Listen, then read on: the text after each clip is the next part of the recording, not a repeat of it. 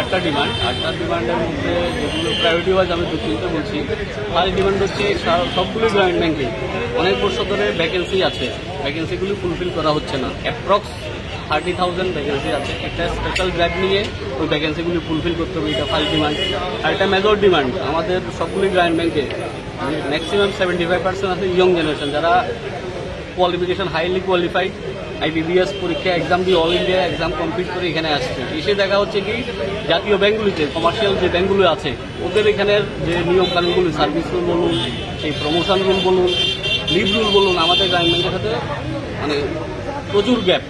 আমাদের এখানে প্রমোশন পেতে এক ক্যাডার থেকে আমাদের 6 থেকে 7 বছর লেগে যাচ্ছে, বাট ন্যাশনাল ব্যাংকের ক্ষেত্রে দেখা যাচ্ছে 2 থেকে 3 বছরেই ওরা এক ক্যাডার থেকে একটা প্রমোশন পাচ্ছে। আমরা যদি সেম এক্সাম দিয়ে সেম কমপ্লিট করে সেম কাজ করে একই ইয়েতে আছি, তাহলে আমাদেরকে এসে কেন এটা হবে না? এটা আমাদের লং টাইমে একটা ডিমান্ড। তৃতীয় আরেকটা মেন ডিমান্ড, আমাদের যে DAW ভাই বোনরা আছেন অনেকদিন ধরে তারা গ্রামীণ ব্যাংকগুলিতে, নট অনলি শুধু ত্রিপুরা গ্রামীণ ব্যাংক, সবগুলোই গ্রামীণ ব্যাংকে ওরা দীর্ঘদিন ধরে কাজ করে যাচ্ছে। মেসেঞ্জারে বা গ্রুপ ডি যেটাকে বলেন, মেসেঞ্জারে যে কাজটা ওরা করছে, বিনিময়ে কত পাচ্ছে 400 টাকা, 494 টাকা, এমন এক একটা গ্রামীণ ব্যাংকে এক এক রকম। একটা অন্ধ্রপ্রদেশ গ্রামীণ ব্যাংকের একটা হাইকোর্টের অর্ডারও ছিল যে একটা পলিসি ফ্রেম করে এজ রিল্যাক্সেশন বা এডুকেশন কোয়ালিফিকেশন রিল্যাক্সেশন করে কীভাবে রেগুলারাইজ করা যায় এটা দেখার জন্য, বাট কোনো হেল্পডোল নেই। তো আমাদেরও আপিল আমাদের লোকাল অথরিটির কাছে, সারা ভারতের কাছে, যে একটা পলিসি ফ্রেম করে কীভাবে ওদেরকে গ্রুপ ডি পোস্টে নিয়োগ করা যায়, এটা যাতে একটু হিউম্যানিটেরিয়ান গ্রাউন্ডে হলো দেখি।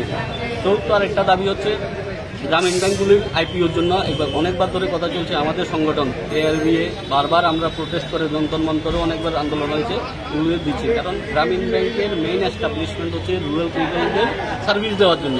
আজকে যদি গ্রামীণ ব্যাংকও প্রাইভেটাইজেশনের পথে যায়, ওরা কীভাবে কোথায় যাবে? আমরা তো শুধু বিজনেস পয়েন্ট অফ ভিউতে দেখবে না, দেখলে হবে না। আজকে গ্রামীণ ব্যাংক কী করছে? KCC দিচ্ছে, KCC কম টাকার সুদ কাকে দিচ্ছে? গ্রামের লোকদের দিচ্ছে। আমরা গভর্নমেন্টের বিভিন্ন প্রজেক্ট, PM-SBY বলুন, বিভিন্ন সুরক্ষা স্কিমে যেগুলি করছে, দেখবেন আপনারা ডাটা নিয়ে ম্যাক্সিমামের পার্টিসিপেশন থাকে কিন্তু গ্রামীণ ব্যাংকগুলো, ন্যাশনালাইজ ব্যাংকগুলো কিন্তু ওটা করছে না। তো এই কারণে আমাদের দাবি যে গ্রামীণ ব্যাংকগুলোকে প্রাইভেট করা চলবে না।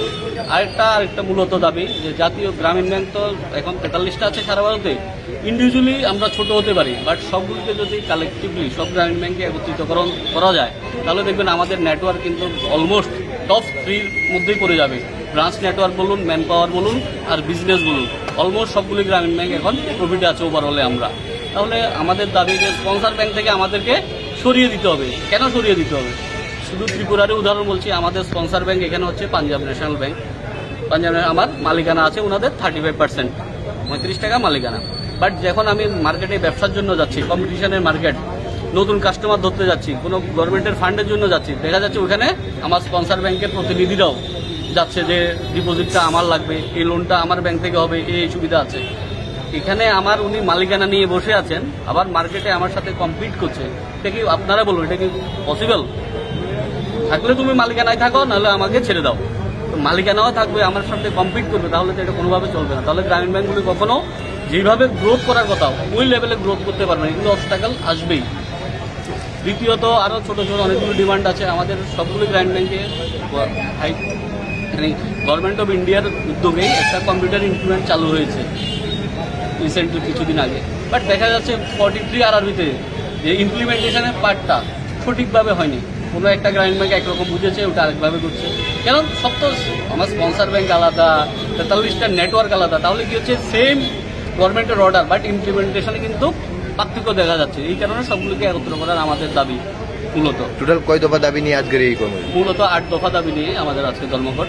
এটা কি ত্রিপুরায় চলছে না সারা ভারত? সারা ভারত গ্রামীণ ব্যাংকগুলিতে চলছে।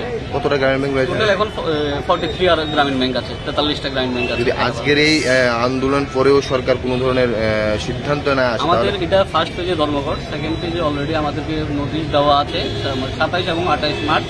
শেফদের পছন্দ সিস্টার মশলা, যা মডার্ন টেকনোলজি এবং স্বাস্থ্যসম্মত। সিস্টার, নিশ্চিন্তের প্রতীক। আপনার সন্তানের পড়াশোনা নিয়ে চিন্তায় আছে?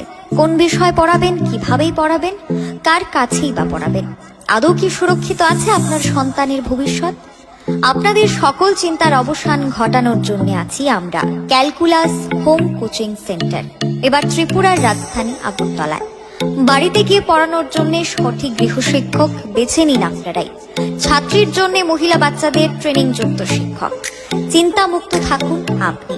নার্সারি থেকে দ্বাদশ পর্যন্ত আমরা আছি সকল ছাত্রছাত্রীদের পাশে। আপনার শিক্ষক বেছে নিন আপনারাই। তাই আমরা দিচ্ছি প্রথম 2 সপ্তাহ ফ্রি ট্রায়াল, ভালো লাগলেই পড়াবেন। তাই আপনার সন্তানের ভবিষ্যৎ নির্ধারণ করুন ক্যালকুলাস হোম কোচিং সেন্টারের সাথে। ফ্রি ট্রায়াল নিতে আজই যোগাযোগ করুন 9366014223 অথবা 6009736933 নম্বরে, অথবা মেইল করুন calculascoachingcenter@gmail.com। ভিজিট করুন আমাদের ওয়েবসাইট www.calculashomecoachingcenter